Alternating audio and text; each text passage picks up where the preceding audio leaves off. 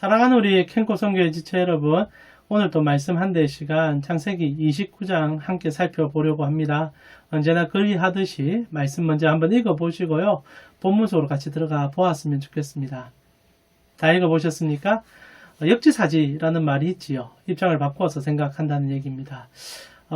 이 30대 때는 저는 역지사지가 안 됐던 것 같아요. 남의 입장을 이해하기보다는 제가 생각하는 판단의 기준과 사항에 대해서 주장하고 설교도 저의 생각을 많이 담아서 얘기했는데, 제가 개척을 하고 가장 하나님 앞에 크게 선물로 받은 것은 말하는 것과 살아가는 것에 대한 그 괴리와 그 어려움에 대한 것들을 조금은 경험하게 되었다는 겁니다.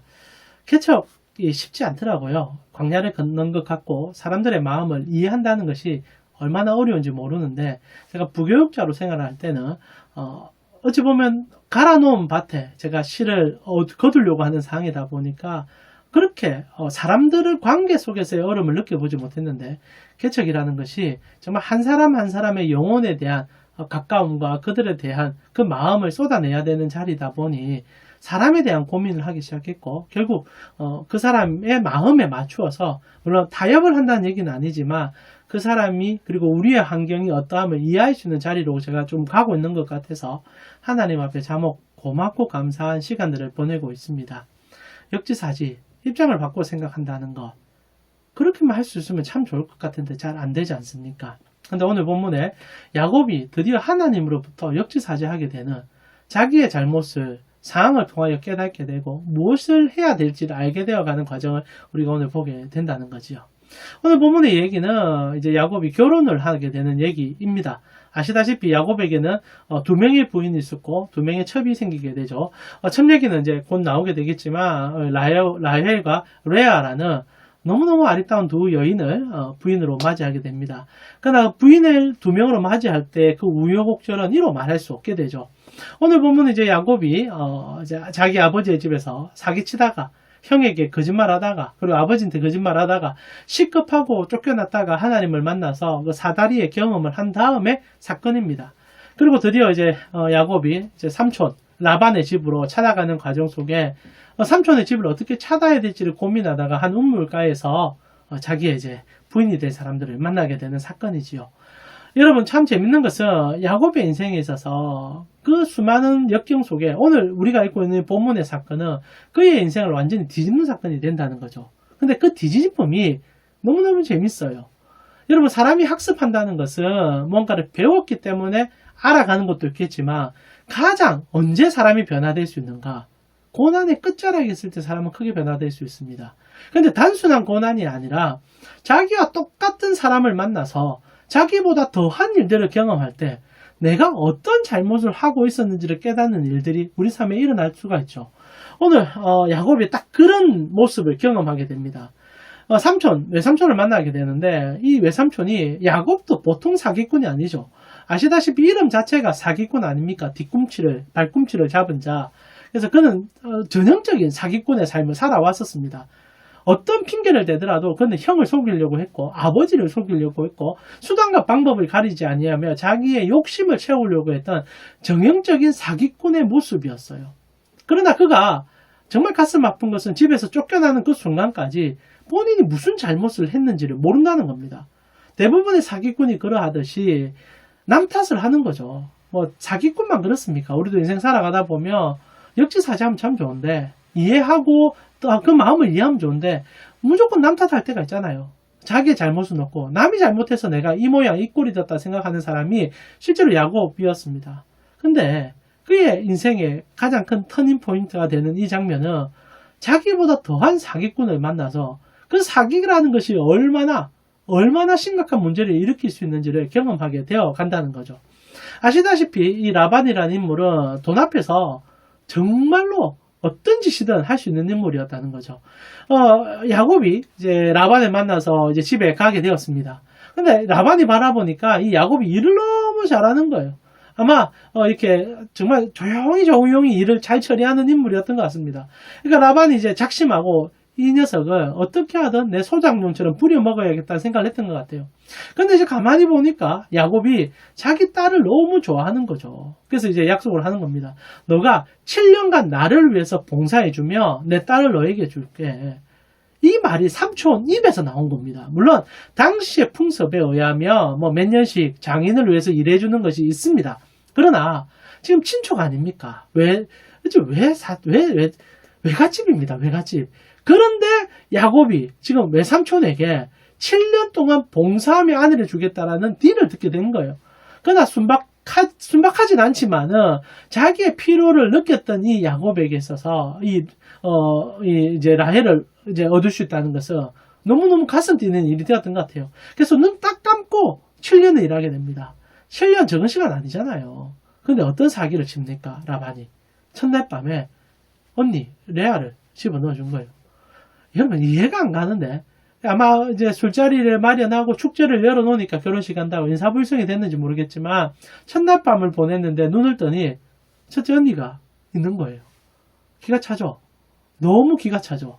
성경은 이렇게 얘기합니다. 첫째가 이 시력이 안 좋아서 얼굴 전체가 아마 여러 가지 이렇게 지금이야 이렇게 안경을 쓴다든지 여러 가지 사항을 할 수 있지만은 이렇게 알력이 부족하다 보니 이렇게 인상을 많이 썼겠죠. 이게 전체적인 인상이 좋지 않은 그런 모습이었던 것 같습니다. 그래서 야곱도 싫었던 거예요. 인상 쓰는 여자 누가 좋겠습니까? 그러나 첫날 밤을 보내버린 거예요. 그리고 모든 사람이 보는 상황 속에서 같이 그런 시간을 보내니 이제는 부인도 못하게 됩니다. 그래서 삼촌에게 가서 따지죠. 당신이 어떻게 나한테 그렇게 할 수 있습니까? 내가 7년간 무료로 봉사해주지 않았습니까? 그때 삼촌이 얘기합니다. 우리 고향에는 첫째가 먼저 시집가는 게 법이다. 야, 이런 사기가 어디 있습니까? 그럼 처음부터 그 얘기를 했었어야죠. 그래서 이제 라반이 뭐라고 합니까? 이왕 이래 된 거, 너 나를 위해서 7년만 더 일해라. 그럼 내가 둘째도 줄게. 그래서 야곱이 이제 일주일간 신혼생활을 지르고 둘째도 다시 이렇게 들어와서 부인이 2명이 생기고 이제 14년간 일할 뿐 아니라 그리고 실제로 20년 가까이 무보수로 일하게 되는 사건이 터지게 됩니다. 그때 삶에 대해서 이제 성경은 계속적으로 묘사해 주지만 지옥 같았는가 봐요. 얼마나 힘드셨는지 실제로 두 부인마저도 아버지에 대해서 학을 뗍니다. 우리 아버지는 아이고 아니야. 그냥 있는 거 있으면 어떻게 하든 챙겨서 우리 돌아가자. 아버지 보통이 아니죠. 근데 참 아이러니는 야곱이 라반을 만났기 때문에 역지사지가 무엇인지를 경험하기 시작했다는 거예요. 그러니까 이제 사람을 볼 수 있는 눈이 그리고 세상을 보는 안목이 이제 생기기 시작했다는 겁니다. 이것이 야곱의 인생에 가장 귀한 하나님의 광야로서 작용하기 시작했다는 거예요. 만약 이런 경험이 없었다면 야곱은 평생 사기치다가 하나님 앞에서도 버림받는 인생처럼 살았는지도 모릅니다. 그러나 하나님께서 이 최대 사기꾼 라반을 선물로 줌을 통하여 이 작은 사기꾼인 야곱이 큰 사기꾼 앞에서 자기가 어떤 인생을 살았는지를 돌아볼 수 있는 시간들을 보내게 되었다는 거죠. 때로는 인생의 고난이라는 것이 고난으로 끝나면 비참할 수 있겠지만 믿음의 자녀에게 있어서는 고난은 때로는 선물이 됩니다. 나아가 선물에서 넘어서서 하나님 앞으로 더 나아가는 길이 될 수 있다는 것을 여러분 꼭 기억해 주셨으면 좋겠어요. 그리고 하나님께서는 이런 고난 속에서도 성도의 갈 길을 비춰줍니다. 여러분 야곱이 오늘 부인 둘이를 두었을 뿐 아니라 우리가 차후에 보겠지만 또 이제 자녀 경쟁이 생김을 통하여 첩을 두게 되는데 거기서 이제 12명의 자녀를 생산하게 되지 않습니까? 그것은 하나님께서 아브라함에게 약속했던 나라에 대한 시초가 이 야곱으로부터 시작되고 그리고 야곱은요 그 세워질 나라의 이름을 그가 선물로 받는 큰 축복의 인물이 되게 되죠. 고난의 깊이가 깊었기에 하나님의 축복의 깊이 또한 깊어져가는 모습으로 야곱이 표현되고 있다는 겁니다. 결국 하나님께서는 라반이라는 인물을 만나게 하심을 통하여 지금 야곱의 인생을 뒤바꾸고 있는 거죠. 나아가 우리 모두에게도 하나님은 그리하실 때가 있다는 사실 꼭 기억해 주셨으면 좋겠습니다. 혹시나 캔코에 계신 여러분 삶의 고난이 찾아오셨습니까? 원하지 않는 고난이 찾아올 수 있습니다. 내가 잘못해서 만나는 고난이라며 능히 감당해야겠지요. 그러나 전혀 예상하지 못했던 그러나 야곱만 살펴보더라도 본인이 잘못한 문제이지만 그것을 수습해 주기 위하여 하나님께서 때로는 고난을 포장하여 주시는 선물로 포장하여 주시는 경우도 있을 수 있다는 거죠.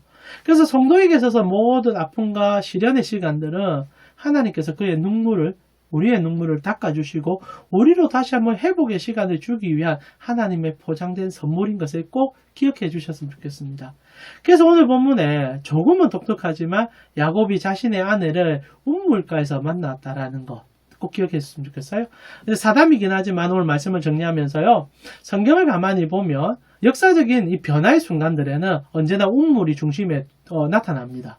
아브라함도 운물 사이에서 하나님과 그 사랑을 경험하게 되죠. 조카 롯과 이 분쟁이 일어날 때 결국 이제 운물 문제로 분쟁이 일어나지 않습니까? 그때 아브라함이 하나님을 선택해서 진짜 하나님의 영광을 맛보는 은혜가 있었습니다. 나아가 모세는 어떻습니까? 그의 아내 시포라를 운물가에서 만났을 뿐 아니라 그의 백성을 이제 출애굽시켜서 데려갈 때도 처음으로 운물을 만나게 해주므로 여러분 마라라 부르는 쓴물을 나무를 던짐으로 단물 만들어서 하나님께서 어떻게 인도하는지를 그 백성들에게 보여준 사건이 있죠. 크고 작은 사건에 운물은 언제나 하나님께서 삶의 변화 그리고 영향의 변화를 보여줄 때 매개물로 삼는 경우가 있습니다. 특별히 예수님 같은 경우에도 아시다시피 사마리아 땅을 지나가실 때 이제 7 남편을 두고 있었던 한 여인을 만나서 그 운물가에서 그 여인의 인생을 바꿔주는 사건이 있었죠. 이거 이제 워드플레이라고 할 수 있는데요. 히브리어에는 아인이라는 단어가 있습니다. 이 아인이라는 단어는 단어 자체로는 눈이에요. 근데 이 동음이어로 실제로는 눈이라는 단어를 쓰면서도 아인하며 운물, 시냇물 이런 단어를 쓰게 됩니다. 그래서 하나님께서는 이스라엘 백성들은 이 이제 내용들을 보면서 깨닫게 되죠. 아브라함이 운물에서 자기 와이프를 만났네? 이제 아브라함의 시선이 바뀌겠구나. 하나님으로부터. 그래서 지금의 이 모든 라반을 만난 사건은 눈의 변화를 하나님으로의 변화가 일어나는 사건을 상징적으로 메타포하듯이 가르쳐주고 진행되는 사건이라는 거죠. 하나님께서는 우리가 하나님을 볼 수 있는 눈으로 바꿔주기를 기뻐하고 계시다는 사건이 오늘 본문의 핵심이기도 합니다. 말씀이 좀 길어지긴 했지만 사랑하는 우리 캔코 선교의 지체 여러분, 하나님께서는 우리의 상황 속에서 때로는 아픔과 고통을 허락하시는 경우가 있습니다. 누가 그 고통과 아픔을 좋아하겠습니까? 그러나 꼭 기억하십시오. 그 아픔과 고통이 있기 때문에 여러분이 하나님을 볼 수 있는 시선의 변화가 일어날 뿐 아니라 하나님이 하늘에서 내려주는 상급을 얻을 수 있는 그 자리로 나아가는 도약의 기회가 된다는 겁니다. 그래서 오늘 하루도 때로는 힘들지만 하나님 앞에 무릎 꿇으시고 이 사건을 통하여 눈을 변화시켜 하나님을 볼 수 있는 영광으로 가게 해달라고 기도할 수 있는 여러분이 되셔서 하나님의 그 은혜를 세상과 다른 시선으로 마음껏 누릴 수 있는 여러분 되기를 축복합니다. 다음 주에는 또 다른 말씀으로 창세기 30장 함께 살펴보도록 하겠습니다. 한 주간 승리하십시오.